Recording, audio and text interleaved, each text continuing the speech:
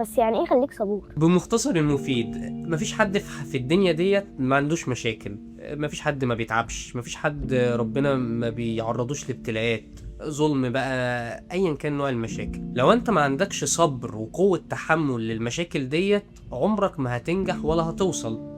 يعني تخيل مثلا ان انا قاعد دايما انا مظلوم، انا مش قادر، انا عندي مشاكل، انا مش عارف ايه، عدم صبرك وعدم تحملك للكلام دوت وانك تقعد تشتكي منها، عمرك ما هتبقى انسان ناجح. دايما الناجح بتقابله مشاكل وبتقابله صعوبات وبتقابله حاجات كتير، واحيانا ظلم، مش معنى ظلم من شخص، ظلم في مواقف. وانا اتعرضت لحاجات كتير في حياتي، انا لو ما عنديش صبر وقوة تحمل للحاجات ديت، عمري ما هنجح، عمري ما هوصل للخطوة اللي بعديها. ربنا قال في القرآن: وبشر الصابرين الذين إذا أصابتهم مصيبة قالوا إنا لله وإنا إليه راجعون. المقصد من الآية مش إنك بس تصبر، إنك كمان تتحمل. ده اللي أنا لسه قايله لك من شوية، إن أنت يبقى عندك صبر على اللي أنت فيه من مشاكل وابتلاءات، وعندك قوة تحمل إنك تعدي المشكلة ديت عشان توصل للهدف بتاعك. طبعا يعني اكتر مثال دايما الناس بتقوله في حياتها يا صبر ايوب. سيدنا ايوب عليه السلام صبر كتير جدا على ابتلاءات، لانه كان غني جدا. سيدنا ايوب كان من اغنى الناس، وربنا ابتلاه بانه فقد اهله وفقد ماله وفقد صحته.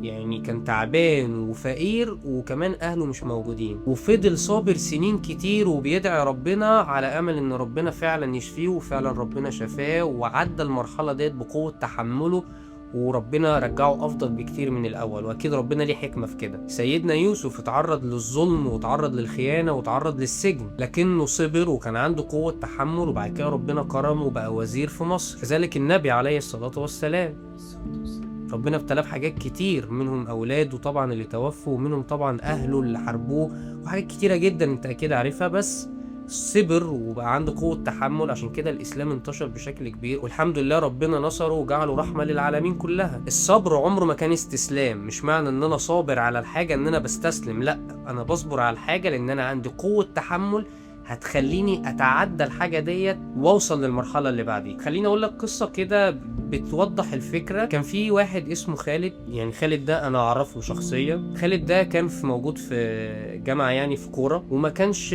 غني، يعني كان خالد من أسرة متوسطة تكاد تكون فقيرة شوية. خالد دوت كان حلمه يدخل كلية هندسة، وبالفعل ربنا كرمه وقدر يدخل كلية هندسة. لما دخل كلية هندسة والده توفى، تعب جامد وتوفى. لما تعب مر بظروف كبيرة أوي، مر بظروف صعبة. لما والده توفى خالد كان الكبير، فاضطر ان هو يشيل أسرته، فكان بيشتغل جنب الكلية، وكان حلمه ان هو يبقى حاجة كبيرة، وان هو يتعين معيد، وان هو يبقى أول دفعته. وبالفعل خالد كان بيذاكر في الكلية ويخلص كلية ويروح يشتغل عشان يصرف على أسرته اللي هي والدته وإخواته. خالد لو ما كانش عنده صبر وقوة تحمل للظروف اللي حصلت له في حياته، ان هو لقى نفسه مسؤول عن بيته وهو طالب في كلية وعنده حلم عايز يحققه، عمره ما كان هيبقى انسان ناجح. بالعكس، كان ممكن يقولك انا مش قادر، انا خلاص انا هسيب الكلية، او لا خلاص انا مش هصرف على اهل بيتي ومش هبقى قد المسؤولية. لا، خالد قدر يمشي في الاتنين، كان عنده صبر وعنده قوة تحمل.